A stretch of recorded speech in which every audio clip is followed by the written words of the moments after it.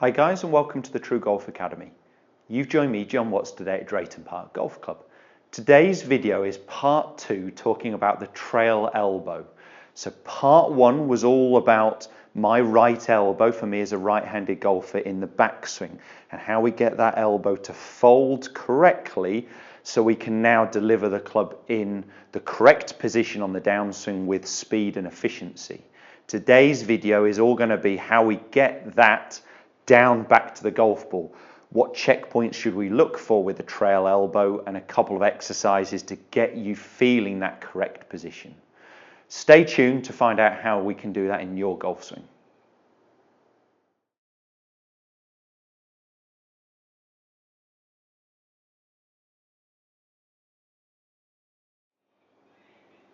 So guys, what we're going to be discussing today, as mentioned in the intro, is the role of this trail elbow in the downswing. It's really key for us to deliver this club with maximum speed and on the correct path with good club face control. So this trail elbow can cause a lot of faults, but knowing what you're going to be doing with it is really going to help your golf. All I'm going to mention about part 1, the other video, was my preference with this trail elbow is for it to be folding downwards and staying in front of the golfer. Often what we see as a fault is this elbow moving too far behind the golfer in what looks like more of a chicken wing position. So what I'm going to quickly discuss is what I see as the most common faults on the downswing. And what we tend to see from so I'm going to get into a good top of the backswing position with this trail elbow here, folded down, staying in front of me.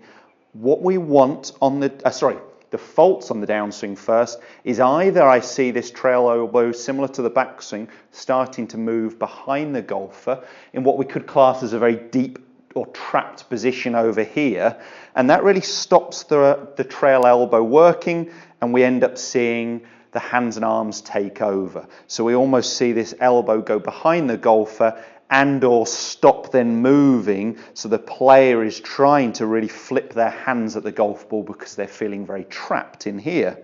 The other fault we see is from a good top of the backswing position where this trail elbow starts moving internal. So we're going towards the golf ball. That causes this arm often to straighten very early on the downswing before impact, losing the power and creating an out to in path where we're expecting to see pulls, fades and slices from there. So we start to see this very out to in path. Now, that's what we don't want to see with the trail elbow. So let's go on to what we are looking for. So from this top of the backswing position here, where the elbow is folded down and in front of me, I want to keep the elbow in front of me and I want to keep it folded.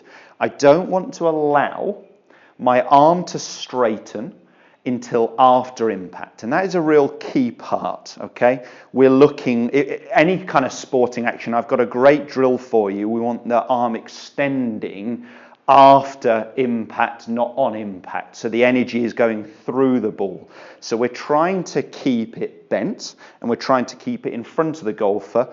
You'll see that by the time I get into impact, my elbow is almost level with my wrist, level with the golf ball, and it's going to be straightening after impact. So just making some moves with this trail arm, whether it's got a golf club in there or not, or you could just do it with quite a light dumbbell, a little bit of weight would be absolutely fine.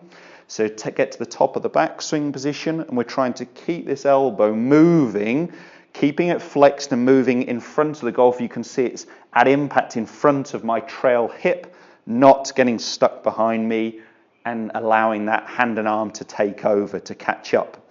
So what I want you to do as an exercise, or a couple of exercises, the first one actually, if I shove that ball just in my pocket for a second, is the same as I did in part 1. I just want you to put, it's a fantastic exercise, I'm sure you'll have seen before, the trail arm behind, the lead arm behind the trail arm, I'll get it right eventually, wind up to the top of the backswing, keeping this elbow bent or flexed here and pointing down, and we want to try and feel like we pull the arm so the elbow is staying in front of us rather than it stopping and the hand taking over. So we're really feeling like we're pulling this elbow towards the ball. What I've got this ball for is I just want you could do it with the ball, you could do it skimming a stone, is just get used to what that motion is like in any other sporting action. So if I was pretending this was a stone, I was going to skim it across the lake, what I'm really looking for, so it's in front of me, it's flexed down the same as we're trying to do here, and it's staying in front of me, and it's straightening after impact. And almost on this point of releasing the ball or the stone on this case. But you can see if the golf ball was in the centre of my stance, my elbow's staying bent and extending after impact. So let's just go ahead and make a few swings, trying to do that with that ball in my hand. Let's do one more of those. It's a great exercise. Backswing position. And we're going to try and keep this elbow moving so it's staying in front of me and it's staying flexed and I'm extending after impact. That's the movement I'm really trying to get with a golf club in my hand. So once I've done it with that, let's go ahead and just do a small swing trying to do it. So I'm going to click here, guys, on the keyboard so you will be able to see the ball flight as normal. Let's try and do just a little small swing first of all. Let's do it nice and slowly. Elbow staying in front of me, and I'm really going to feel like it's extending after impact. Here, and extending after impact to really help me deliver maximum speed. So from a nice little punchy swing, I got what, sort of 130, nearly 140 yards. Let's go and put it into a full swing now.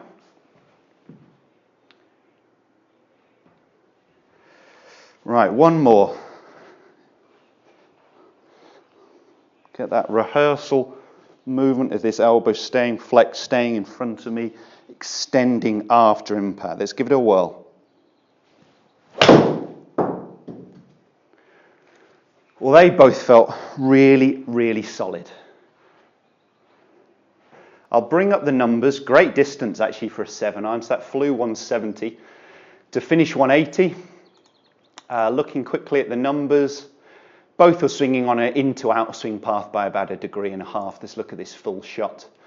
Good strike, good loft, pretty good angle of attack. You can see nice recipe for just a minimal draw, which is what we were starting to see there. So great, great numbers, but more importantly, a great feeling with what that elbow was doing in the downswing. So I really hope that video's helped you guys. You now got part 1, the backswing. If you haven't checked that one out, do check that one out also. How we get this right elbow, as I said, folding in the backswing was part 1. Part 2 that you've just watched, all about the downswing. Give those exercises a go. Post some comments and questions below so I get to find out how you guys are getting on with it. Any questions you have, any other videos you'd like to see, either post them down below or check us out on all our social media, and I can get around to filming some videos that are going to be really relevant for you. Thanks guys, we'll see you soon.